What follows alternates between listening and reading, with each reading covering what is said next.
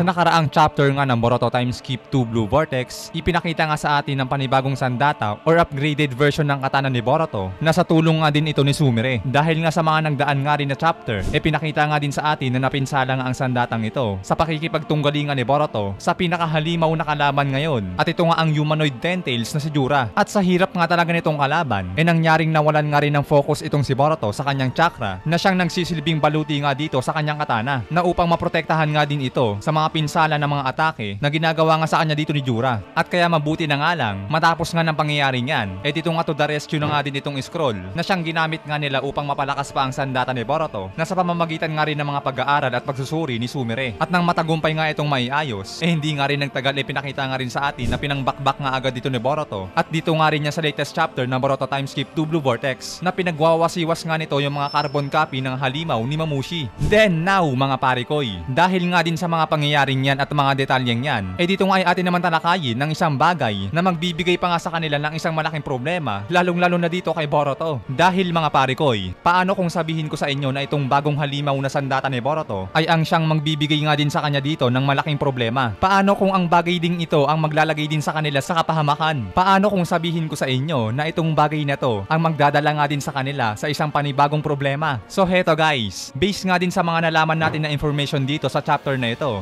ang isa nga daw sa kayang gawin ng sandatang ito ay ang i-absorb nga daw ang chakra ng sinumang hindi nakaregister ang chakra dito. Uubusin nga daw ang chakra ng sinumang nilalang na humawak o hahawak sa sandatang ito kapag hindi nga daw nakatala ang chakra nito sa sandatang ito. Which means na bukod nga kay Sasuke, Boruto at Sumire, kahit kilalang ninja pa nga ng Konoha or kahit sa labas nga ng Konoha ay hindi nga basta-basta pwedeng hawakan na lang ang sandatang ito. Dahil nga mangyaring pag nagkataon madeddrain nga daw o uubusin nga daw nito nang mabilisan ang chakra ng nilalang na yun. So ayan nga yung mga information na sinabi ni Sumire based nga din dito sa chapter na ito na masabi nga din natin na maganda nga talaga ito, lalo't magamit nga din talaga ito sa mga hindi dapat makahawak ng sandatang ito, lalong-lalo na sa mga kalaban. Na kaya nga dito na nga rin papasok yung problema nila mga parikoy. Dahil nga speaking ng kalaban, dito na nga din papasok si Hidari na siyang Shinju version ni Uchiha Sasuke. Dahil nga pag si Hidari ang nakakuha ng sandatang ito, tiyak mga parikoy na talagang iyak tawa dito si Boruto. Dahil si Hidari nga ay hindi naman maaapektuhan ng chakra draining ng sandatang ito. Maintain lang din yung chakra absorption ng sandatang ito kay Hidari. Dahil nga same lang naman sila ni Sasuke ng chakra signature. Oo guys, tama ang narinig nyo. So diba kung matatandaan nyo, nung unang beses nga na pumunta sila Jura at Hidari sa Konoha, pagkapasok nila Hidari dito at nang masense nga agad sila ng sensory unit, dito nga sinabi nga agad nila na nag-match nga daw ang data. At ito nga daw ay si Uchiha Sasuke na bagamat hindi pa nga nila alam kung sino nga ba o ano nga ba ang nilalang na to na pumasok nga sa kanilang bayan. Pero based nga din sa chakra signature, nag-match nga daw kasi ang data nito kay Uchiha Sasuke. Yan mga pare ko si Hidari yung nasa likuran ni Jura. Take note mga pare ko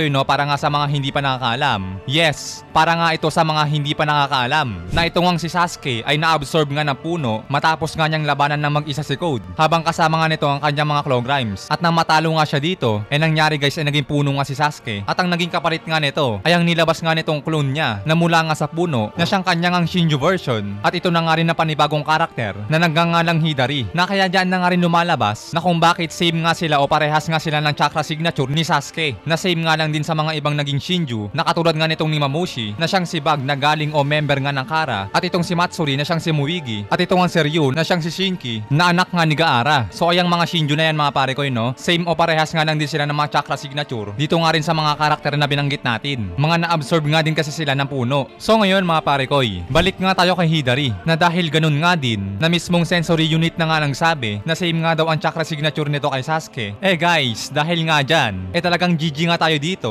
dahil pag nagkataon nga na makuha nga talaga ni Hidari ang sandatang ito or mapunta man lang ito sa kanya, malamang guys na dagdag problema nga talaga ito kay Boruto. Dahil kung baga mas malayang magagamit nga ito ni Hidari nang walang anumang magiging problema sa kanya. Lods, teka muna. Paano naman makukuha ni Hidari ang bagay na yan? Paano naman mapupunta sa kanya yan mula kay Boruto? Paano naman mangyayari ang bagay na yon? Posible ba yon? So heto nga mga pare ko ang sagot sa tanong na yan ay oo. Yes, possible nga na makuha nga o mapunta kay Hidari ang sandatang yan. Madaming pwedeng maging dahilan mga pare ko. Kahit to be general lang alam naman natin at kitang-kita naman na ngayon na isa nga sa mga niluluto ng may akda ng kwentong ito ay ang bagay nga din yan. Kasi isipin nyo naman guys, para saan pa na 3 karakter lang ang pwedeng makahawak ng napakadugang sandatang ito, di ba? So ibig sabihin, possible nga na may bigla ang pangyayari na isang karakter pa nga na pwedeng makabasag ng rules na yan. yan na hindi naman talaga malabong mangyari. Lalot yung mga ganyang eksena ay malamang nagkakaroon talaga ng parang plot twist. Alam nyo naman yon mga pare ko, no, yung galawan ni Kishimoto. Naruto era pa lang, di ba? Na ayun nga din yung reason o dahilan kung bakit nga nilagyan din nila ng ganyang bagay dito na ang sandatangang ito ay may parte nga talaga sa kalaban na makakagamit nito ng malaya. Hidari yan mga pare, Shinju version ni Sasuke. Pero sige, heto mga pare ko, no, magbigay na nga lang din tayo ng isang pwedeng mangyari o senaryo dito na papaanong pwede nga mapunta kay Hidari ang sandatang ito. Actually, simple lang naman to mga pare ko. Dahil tulad nga din ng mga nakaraang nangyari, marahil na involve nga uli dito si Jura sa mulingang pagkakawalay ni Boruto sa sandata niya. So diba sa mga nagdaang chapter, especially doon sa chapter 22, nakita nga din natin o pinakita nga din sa atin na nakuha nga ni Jura ang sandata ni Boruto dito. Na siya nga ding maaaring maulit lalot dahil hindi pa naman natatapos ang bakbakan nila dito. Na kahit hanggang ngayon nga